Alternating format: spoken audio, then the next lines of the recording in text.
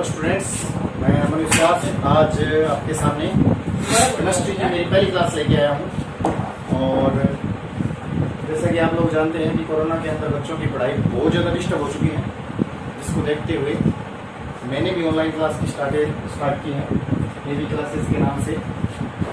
और आज मैं बिल्कुल बेसिक से स्टार्ट कर रहा हूँ, जिसके अंदर सभी क्लासेस के बच्चे, चाहे वो 9th क्लास का हो, चाहे 10th क्लास का हो, 11th 12th सभी क्लास के बच्चे जो है वो यहाँ से सीख सकते हैं, अपना बेसिक स्टार्ट कर सकते हैं।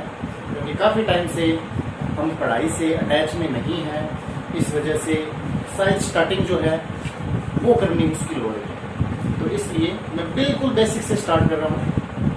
उम्मीद करता हूँ आप सब लोग इसे ध्यान से पढ़ेंगे और जो भी आपको होमवर्क दिया जाएगा उस होमवर्क को अच्छी तरह से नोट भी करेंगे और उसे याद भी करेंगे। ठीक है, तो स्टार्ट करते हैं आज का अपना पहला बेसिक पॉइंट। आज हम बात करने जा रहे हैं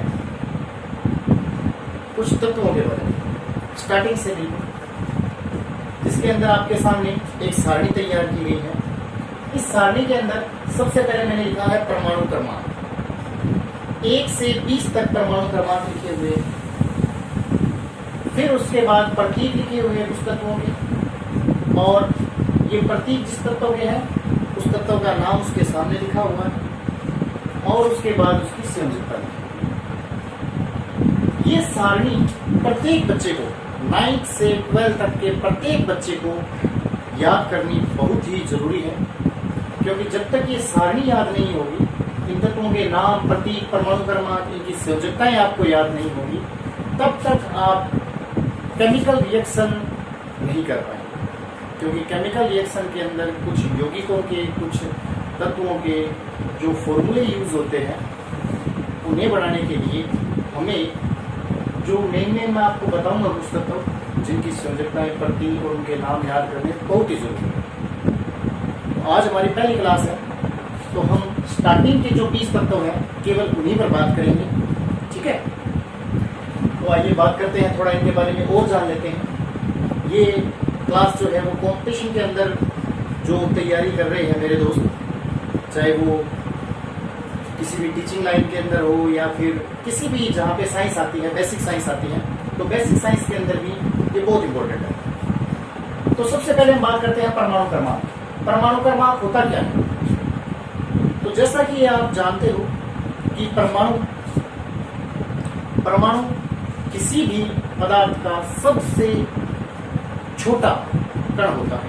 परमाणु अविभाज्य है, जिसे और ज्यादा नहीं तोड़ सकते हैं, और परमाणु से ही मिलकर ही प्रत्येक तत्व का, अणु का, यौगिक का, पदार्थ का निर्माण होता है। तो सबसे छोटा कण परमाणु कहलाता है।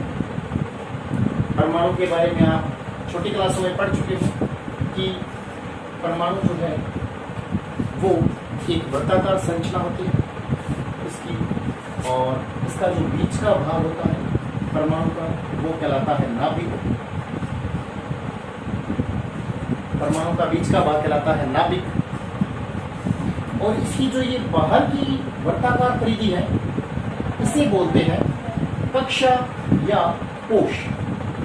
कक्षा या कोश, कक्षा या कोश। और इसका बिल्कुल का सेंटर का भाग जो है वो कहलाता है नाभिक। परमाणु के अंदर प्रमुखतः 3 कण होते हैं, प्रोटॉन, न्यूट्रॉन और इलेक्ट्रॉन। प्रोटॉन, न्यूट्रॉन और इलेक्ट्रॉन। इनमें प्रोटॉन पर धनावेश होता है, इलेक्ट्रॉन पर ऋणावेश होता है, जबकि न्यूट्रॉन जो है वो विद्युत उदासीन होता है। इट मीन्स इस पर किसी प्रकार का चार्ज नहीं होता, विद्युत उदासीन है, इस पर किसी प्रकार का चार्ज नहीं होता। जो प्रोटॉन और इलेक्ट्रॉन है, प्रोटॉन और न्यूट्रॉन है, ये परमाणु के नाभिक में होते हैं, यहाँ सेंटर में। प्रोटॉन और न्यूट्रॉन परमाणु के नाभिक में होते हैं, सेंटर में होते हैं। और ये भी कह सकते हो कि परमाणु का सबसे स्ट्रॉन्ग पार्ट जो है वो यही है, नाभिक, जिसके अंदर परमाणु की संपूर्ण ऊर्जा संचित होती है। ठीक है, और परमाणविक द्रव्यमान का निर्धारण भी यही भाग करता है। नाभिक परमाणु का सबसे स्ट्रॉन्ग पार्ट है, जिसके अंदर परमाणु की संपूर्ण ऊर्जा संचित होती है, और परमाणविक द्रव्यमान का निर्धारण भी नाभिक के द्वारा किया जाता है। तो मैं लिख देता हूं यहाँ पर, नाभिक परमाणविक द्रव्यमान का निर्धारण करता है, परमाणविक द्रव्यमान का निर्धारण करता है। ओके, और परमाणु की संपूर्ण ऊर्जा भी इसी पार्ट में होती है। परमाणु की संपूर्ण ऊर्जा यही संचित होती है। तो सबसे स्ट्रॉन्गेस्ट पार्ट हो गया, क्योंकि परमाणु की संपूर्ण ऊर्जा संचित होती है, संचित होती। ओके, एक बार दोबारा रिपीट कर देता हूं। परमाणु जो है इसके अंदर प्रमुखतः 3 कण होते हैं, प्रोटॉन, इलेक्ट्रॉन और न्यूट्रॉन। प्रोटॉन पर पॉजिटिव चार्ज होता है, धनावेश, इलेक्ट्रॉन पर नेगेटिव चार्ज होता है, ऋणावेश, और न्यूट्रॉन वैद्युत उदासीन होता है। इट मीन्स इसके ऊपर कोई चार्ज नहीं होता। प्रोटॉन और न्यूट्रॉन परमाणु के सेंटर पार्ट, जिसे नाभिक कहते हैं, उसमें उपस्थित होते हैं, जो कि परमाणविक द्रव्यमान, परमाणु के संपूर्ण द्रव्यमान का निर्धारण करता है। इसके साथ साथ ये भी कह सकते हैं कि परमाणु की संपूर्ण ऊर्जा नाभिक में संचित होती है, बिकॉज ये परमाणु द्रव्यमान का निर्धारण करता है। रही बात इलेक्ट्रॉन की, तो जैसे कि मैंने आपको बताया कि परमाणु की जो परिधि है, जिसे कक्षा या कोश कहते हैं, उसके अंदर इलेक्ट्रॉन होते हैं, जो कि लगातार चक्कर काटते रहते हैं, लगातार चक्कर काटते रहते हैं, ये रुकते नहीं है, लगातार चक्कर काटते रहते हैं। ये परमाणु के कक्षा या कोश में उपस्थित होते हैं। इसकी और जानकारी, कक्षा या कोश क्या होता है, कितनी कक्षा या कोश होती है, कक्षा या कोश में इलेक्ट्रॉन कहाँ होते हैं, इसकी जानकारी हम अगली क्लासों में लेंगे। तो फिलहाल के लिए हमें पता चला कि परमाणु क्या है। परमाणु के बारे में हमने जाना कि परमाणु सूक्ष्मतम का मीन सबसे छोटा है, सूक्ष्मतम अविभाज्य कण है, अविभाज्य कण है। सूक्ष्मतम मतलब सबसे छोटा, और जो सबसे छोटा है वो अविभाज्य होगा, जिसे और ज्यादा तोड़ा नहीं जा सकता। परमाणु कैसा दिखाई देता है, गोलाकार, वृत्ताकार। परमाणु के अंदर क्या क्या होता है, तो परमाणु का सेंट्रल पार्ट जो है, केंद्रीय भाग, नाभिक कहलाता है, जिसमें 2 कण पाए जाते हैं, प्रोटॉन और न्यूट्रॉन। प्रोटॉन पर धनावेश होता है, न्यूट्रॉन पर किसी भी प्रकार का आवेश नहीं होता, और ये सेंटर पार्ट जो है वो परमाणु द्रव्यमान का निर्धारण करता है, और इसमें परमाणु की संपूर्ण ऊर्जा भी संचित है। रही बात इलेक्ट्रॉन की, तो वो परमाणु की बाहरी कक्षा या कोश के अंदर चक्कर काटते रहते हैं। ठीक है जी, चलिए ये आपको क्यों बताया गया, वापस आता हूं मैं स्टार्टिंग पे। मैंने यहाँ पे लिखा था परमाणु क्रमांक, ये समझाने के लिए परमाणु के बारे में आपको बताया। परमाणु क्रमांक क्या चीज है, कोई भी उदासीन परमाणु मीन्स जिसके ऊपर किसी भी प्रकार का चार्ज नहीं होता। एज एग्जाम्पल मैंने कहा Na, ये सोडियम का परमाणु है, सोडियम परमाणु। H हाइड्रोजन का परमाणु है, हाइड्रोजन का परमाणु। और कैसा परमाणु, उदासीन परमाणु, जिसके ऊपर कोई भी प्रकार का चार्ज, इट मीन्स आवेश इंडिकेट नहीं किया गया है, कोई भी प्रकार का आवेश नहीं दर्शाया गया है, इसलिए हमने इसको परमाणु बोला, उदासीन परमाणु बोला। अगर मैं इसके ऊपर कोई चार्ज लगा देता हूं, Na+ या H+, ठीक है, या Cl क्लोरीन, उस पर माइनस चार्ज लगा दिया, तो किसी भी परमाणु के ऊपर अगर कोई चार्ज होता है तो वो उदासीन नहीं होता, फिर वो आवेशित हो जाता है, और जब परमाणु के ऊपर चार्ज आ जाए, वो आवेशित हो जाए, तो फिर उसे बोला जाता है बच्चों आयन। उसे क्या बोला जाता है? आयन। जैसे ये सोडियम परमाणु है, लेकिन अगर इसी को मैं Na+ लिख देता हूं तो ये बन जाता है सोडियम आयन। H हाइड्रोजन का परमाणु है, लेकिन इसी पे मैंने लिख दिया H+, it means hydrogen ion.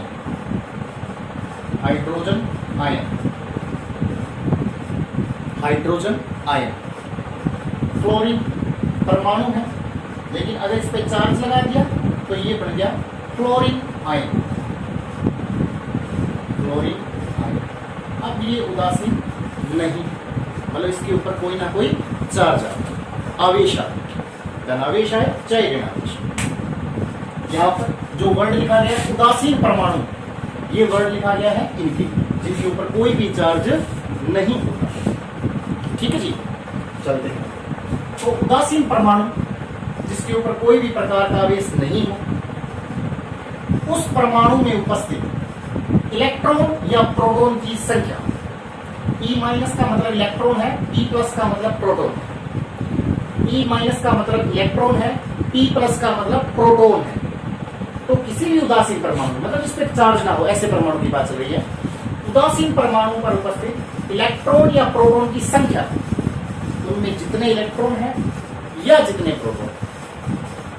अब यहां पर गौर करने वाली बात है, मैंने या लगाया, तो ये बात भी मैं आपको बता देता हूं कि जो भी उदासीन परमाणु होते हैं, जिनके ऊपर कोई प्रकार का आवेश नहीं होता, उन परमाणुओं में इलेक्ट्रॉन की संख्या और प्रोटॉन की संख्या, हमेशा बराबर होती है। इलेक्ट्रॉन की संख्या और प्रोटॉन की संख्या हमेशा बराबर होती है। किनमें? जिनके ऊपर कोई प्रकार का चार्ज नहीं होता। ऐसे उदासीन परमाणु में इलेक्ट्रॉन की संख्या और प्रोटॉन की संख्या हमेशा बराबर होती है, और उन परमाणुओं में जो इलेक्ट्रॉन या प्रोटॉन की संख्या होती है, वही आपका परमाणु क्रमांक कहलाता है। जैसे हाइड्रोजन का परमाणु क्रमांक 1 है, इट मीन्स हाइड्रोजन के अंदर, अब इसके ऊपर कोई चार्ज नहीं लगा हुआ है, मतलब ये सारे उदासीन परमाणु, कोई आवेश नहीं दिखाया मैंने।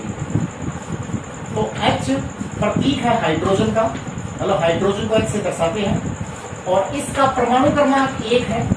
इसका अर्थ ये हुआ कि हाइड्रोजन के अंदर इलेक्ट्रॉन की संख्या भी 1 है और प्रोटॉन की संख्या भी 1। इलेक्ट्रॉन की संख्या भी 1 है, प्रोटॉन की संख्या भी। इसी प्रकार आगे बढ़ते हैं। हीलियम का परमाणु क्रमांक 2 है। इसका अर्थ हुआ कि हीलियम के पास इलेक्ट्रॉन भी 2 है और प्रोटॉन भी 2 है, वही उसका परमाणु क्रमांक। लिथियम के अंदर लिथियम का परमाणु क्रमांक 3 लिखा गया है। इसका मतलब इसमें इलेक्ट्रॉन भी 3 है और प्रोटॉन भी 3।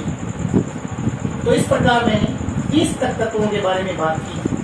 सोडियम आ गया, Na सोडियम 11 नंबर पर लिखा है। इसका मतलब इसका परमाणु क्रमांक 11 है, तो इसमें इलेक्ट्रॉन भी 11 है, प्रोटॉन भी 11 है, क्योंकि कोई चार्ज नहीं है। चार्ज आ जाएगा तो इलेक्ट्रॉन प्रोटॉन की संख्या अलग अलग हो जाएगी, उस पर भी बात करेंगे हम आगे। फिलहाल हम बात कर रहे हैं जिनके ऊपर चार्ज नहीं है, उदासीन परमाणु। तो उदासीन परमाणु के अंदर हमेशा इलेक्ट्रॉन प्रोटॉन की संख्या बराबर होती है और वही उनका परमाणु क्रमांक है। Is that clear? चलिए आगे बढ़ते हैं। अच्छा, मैंने कुछ बच्चों को देखा है कि जब वो बड़ी क्लासों में भी हो जाते हैं तब भी ऐसी कॉमन गलती करते हैं। क्या गलती करते हैं? प्रतीक लिखते हैं। हालांकि प्रतीक के अंदर परमाणु क्रमांक और उनका द्रव्यमान भी इंडिकेट किया जाता है, वो भी हम आगे बात करेंगे। लेकिन फिलहाल जैसे कि मैंने बताया कि मैं बिल्कुल बेसिक से चल रहा हूँ, तो हम छोटी क्लास 9th क्लास के लेवल से स्टार्ट कर रहे हैं।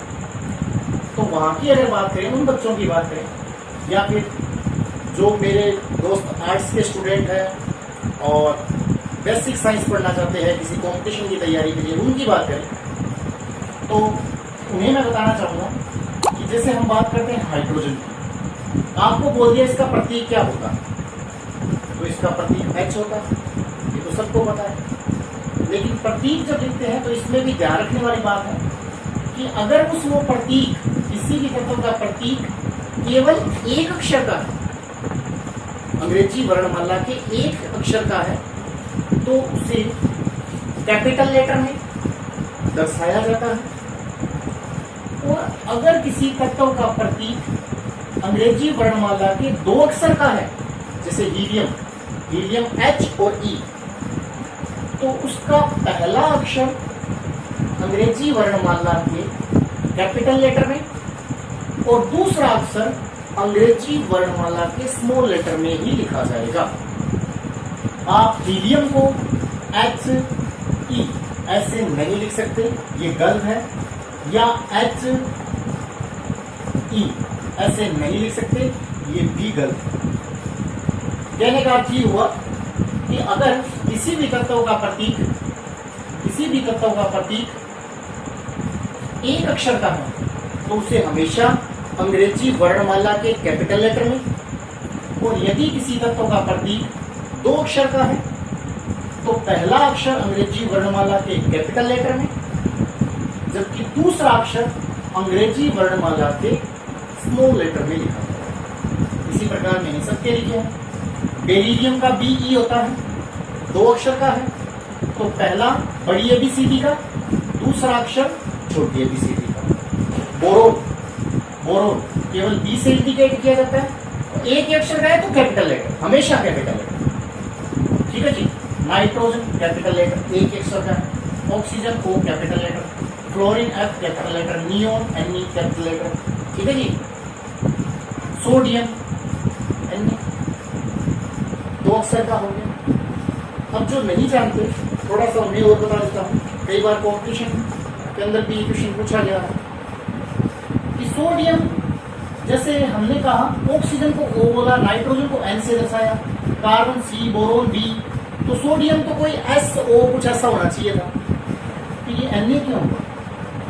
तो अंग्रेजी वर्णमाला के अंदर ये जो इनके प्रतीक बनाए गए हैं, इनमें कुछ तत्वों के प्रतीक उनके लैटिन नामों के आधार पर बनाए गए, लैटिन भाषा के आधार पर उनके प्रतीक डिसाइड किए गए हैं। ठीक है जी। जैसे सोडियम का लैटिन भाषा में नाम नेट्रियम, सोडियम का लैटिन भाषा में नाम नेट्रियम, ये मैंने लिखा है, कॉम्पिटिशन क्लासों में पूछा गया है कई बार। सोडियम का लैटिन भाषा में नाम नेट्रियम है, इसीलिए इसका प्रतीक Na लिखा गया। ऐसा हमारे पास एक और भी है, शुरू के जो 20 तत्व में पोटेशियम कुछ PO या कुछ ऐसा होना चाहिए था, बट ये है क्योंकि पोटेशियम का लैटिन भाषा में नाम कैलियम, पोटेशियम का लैटिन भाषा में नाम कैलियम है, इसीलिए पोटेशियम को K से इंडिकेट किया। ओके, सोडियम, पोटेशियम, ऐसे और भी बहुत तत्व है, ऐसी बात नहीं है, ये दो ही है। कुछ तत्वों के नाम लैटिन भाषा के अंदर लिखे गए, इसी कारण हमें इनके अंदर और इनके अंदर ये डिफरेंस नजर आता है। ओके, अच्छा, फिर कुछ और प्रश्नों की बात करते हैं। जैसे कि आप जानते हो इस बार जो एग्जाम होने वाले थे, अभी 10th 12th का पता नहीं है एग्जाम होंगे या नहीं होंगे, लेकिन होंगे भी, तो उनके अंदर ऑब्जेक्टिव क्वेश्चन पूछे जाएंगे, ऐसा टाइप, तो उनके अंदर इस टाइप के छोटे क्वेश्चन जो है वो ऑप्शन में देने की ज्यादा संभावना है। जैसे आपको बोल दिया जाए कि निम्न में से अक्रिय गैस या नोबल गैस, अक्रिय गैस या नोबल गैस, या फिर एक नाम और भी होता है उत्कृष्ट गैस, उत्कृष्ट गैस से भी बोलते हैं, उत्कृष्ट गैस से पहचानो, उत्कृष्ट गैस से पहचानो। तो आपकी एक पीरियडिक टेबल है, आवर्त सारणी, जिसके अंदर 18 वर्ग खड़ी लाइनें बनाई गई हैं। उसके अंदर जो वर्ग संख्या 18 के अंदर जो तत्व रखे गए हैं उन्हीं को अक्रिय गैस कहा जाता है। शुरू के जो 20 तत्व हैं उनमें अक्रिय गैसों के अंदर हीलियम है, नियोन है और ऑर्गन। तीन एक्रिया गैसें शुरू के बीच में है, हीलियम, नियोन और ऑर्गन, जो किसी के साथ क्रिया नहीं करती या रेयर कंडीशन में, तो इनको तो नए के बराबर ही मान के चलो आप। नोबल गैसें, एक्रिया गैसें जो किसी के साथ क्रिया नहीं करती, तो शुरू के बीच में हीलियम, नियोन, ऑर्गन ऐसी एक्रिया गैसें आप याद रख सकते हैं इनको 2 नंबर तक, 10 नंबर तक और 18 नंबर, 2, 10, 18 एक्रिया गैसें। तो अगर आपको ऑप्शन में हीलियम, नियोन, ऑर्गन में से मिले तो आप उनको ले सकते हैं। ओके, फिर मैंने यहाँ पर इसकी भी बात की है, हेलोजन। ये रहा हेलोजन, हेलोजन की बात की है। हेलोजन क्या होते हैं? जैसे कि आपको आवर्त सारणी आपने देखी हुई 9th, 10th, 11th सब क्लासों के अंदर है आवर्त सारणी प्रेडिक्टेबल। उसके अंदर जैसे कि मैंने बताया 18 खड़ी लाइनें जिन्हें वर्ग कहा जाता है, उनमें वर्ग संख्या जो हमारी 17 है, उस वर्ग संख्या 17 के अंदर जो तत्व है उन्हें हेलोजन कहा जाता है। फ्लोरीन, क्लोरीन, ब्रोमीन, आयोडीन, एसिडीन, इनमें शुरू के जो 20 हैं उनमें हेलोजन में क्लोरीन और क्लोरीन 2 तत्व आते हैं। क्लोरीन और क्लोरीन को हेलोजन बोलते हैं। क्लोरीन हमारी आवर्त सारणी में सर्वाधिक विद्युत ऋणी तत्व है। ये क्वेश्चन भी पूछा गया कि सर्वाधिक विद्युत ऋणी कौन है? क्लोरीन। ठीक है, तो ये याद रख सकते हो आप। इनके अंदर मैंने वो क्वेश्चन इंडिकेट किए हैं ब्रैकेट के अंदर, जो कॉम्पिटिशन एग्जाम के अंदर या स्कूल एग्जाम के अंदर ऑब्जेक्टिव क्वेश्चनों में ज्यादा पूछे जाते हैं। ये क्वेश्चन जो दिखे हुए आपके सामने, जो मैंने इनके अंदर ब्रैकेट के अंदर लिखा है, ये सारे पूछे हुए क्वेश्चन। सर्वाधिक विद्युत ऋणी तत्व कौन सा आवर्त सारणी में? Chlorine, halogen. ठीक है, चलिए, तो परमाणु क्रमांक की बात कर ली। परम उदासीन परमाणु में उपस्थित इलेक्ट्रॉन प्रोटॉन की संख्या। प्रतीक मैंने आपको बता दिया, अगर एक अक्षर का प्रतीक है तो कैपिटल लेटर में, 2 का है तो पहला कैपिटल, दूसरा स्मॉल। तत्वों के नामों की बात करनी, उस तत्वों के नाम लैटिन भाषा के आधार पर रखे गए हैं। जैसे सोडियम का है नेट्रियम से बना है, पोटेशियम का केलियम से के बना है।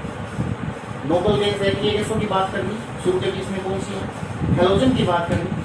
ठीक है, अच्छा जी, आगे बढ़ते हैं। फिर बात करते हैं संयोजकता।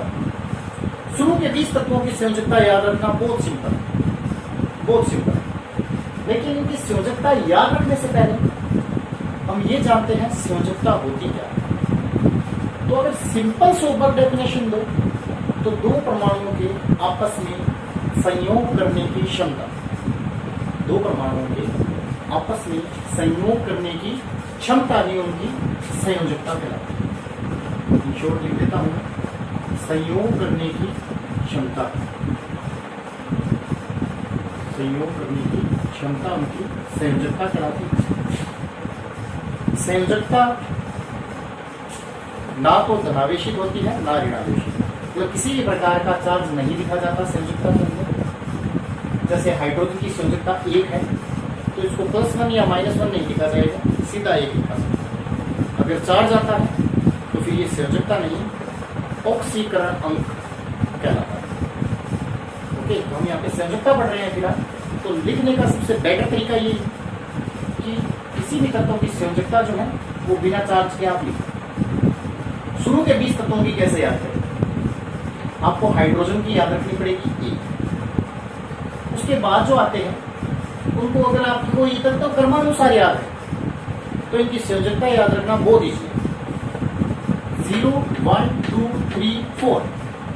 जैसे ही 4 पे आए रिवर्स गियर डाल दो, 3, 2, 1, 0। जैसे ही 0 पर आए वापिस आगे बढ़ो, 1, 2, 3, 4। जैसे ही 4 पे आए वापिस रिवर्स, 3, 2, 1, 0। जैसे ही 0 पे आए फिर आगे बढ़ो, 1, 2। मतलब 0 से शुरू करना है, 4 तक चलना है, 0, 1, 2, 3, 4। 4 पे जाते हैं वापिस रिवर्स हो जाना है, 4, 3, 2, 1, 0। ठीक है, तो इस प्रकार शुरू के 20 तत्वों की संयोजकता याद रख सकते हैं। दोबारा एक बार, हाइड्रोजन की याद रखनी पड़ेगी 1, हीलियम से शुरू करो, 0, 1, 2, 3, 4। 4 तक चले, 4 तक चले, यहां से रिवर्स हो जाओ, 3, 2, 1, 0। वापिस 0 पे आ गए, वापिस 0 पे आ गए, फिर से आगे बढ़ो 1 2 3 4, 4 पे आए, वापिस रिवर्स हो जाओ 3 2 1 0, 0 पर आ गए, वापिस आगे बढ़ो 1 2, इस तरह से। तो 20 तक कंप्लीट हो गए यहाँ पे। और 20 तक पूरी संयोजकता आसानी से याद रख सकते। संयोजकता क्या होती है? दो परमाणुओं के आपस में संयोग करने की क्षमता, हमारी संयोजकता क्या है। ओके, तो स्टूडेंट्स आज हमने बेसिक की बात की है। आप इसका बढ़िया सा स्क्रीनशॉट ले लीजिए, इसको अपनी कॉपी के अंदर लिखिए। जिन बच्चों को याद है वो भी एक बार दोबारा लिखिए, क्योंकि काफी टाइम हो गया मेरे विचार से। जो बच्चे टच में नहीं है, काफी मौज मस्ती कर लिया आपने, तो एक बार इनको अगर याद है आपको तो ये बिना देखे लिखने की कोशिश कीजिए। जिनको नहीं याद है वो अच्छी तरह से स्क्रीनशॉट लीजिए और इनको लिखिए और याद करिए। आज मैं इतना ही करवाऊंगा, बेसिक याद कीजिए आप। जब तक आपको ये सारी चीज़ें याद हो जाएगी तब हम नेक्स्ट क्लास में मिलेंगे। और उम्मीद करता हूँ उस क्लास के अंदर जब हम शुरुआत करेंगे तो आज का जो आपने जो भी काम करवाया है या आपको जो होमवर्क दिया है वो आप कॉपी के अंदर रिटर्न भी करेंगे और याद भी करेंगे। और उम्मीद करता हूँ कि इसी तरह हम अगर आगे बढ़ते रहे तो हम ऑनलाइन क्लासेस के जरिए भी काफ़ी कुछ सीख सकते हैं। कुछ स्टूडेंट कहते हैं सर पेपर ही नहीं हो रहे, एग्ज़ाम ही नहीं हो रहे, क्या करेंगे सीख कर? एग्ज़ाम तो होने नहीं, हम तो वैसे ही अगली क्लास में हो जाएंगे। तो कोरोना तो आज नहीं तो कल जाना है, लेकिन जिस दिन कोरोना जाएगा वापिस जनजीवन सामान्य होगा, उस टाइम आपको नॉलेज की जरूरत पड़ेगी। जो जिन क्लास में आप पढ़ रहे हो उन क्लासेस की किताबों के अंदर है, उस नॉलेज की आपको बहुत ज़्यादा जरूरत पड़ेगी। और जो बच्चे कोरोना से पहले या कोरोना से बाद उन बुक्स को पढ़ेंगे और वो बच्चे जब आपके साथ कॉम्पिटिटिव एग्जाम के अंदर बैठेंगे तो वो आपसे बहुत आगे हैं। अगर आप चाहते हो कि आप कुछ इन किताबों से सीखो, भले ही एग्जाम हो या ना हो, आप सीखो और भविष्य अपना सिक्योर करो। आप भी ये कह सको एग्जाम हो चाहे ना हो, हमें ये बुक्स के बारे में पता है, हमें नॉलेज है, हमने पढ़ा है। तो आप ऑनलाइन क्लासेस से लगातार जुड़िए और मैं उम्मीद करता हूँ आने वाले वीडियो भी आप अच्छी तरह से देखेंगे, मेरे साथ रहेंगे। ओके।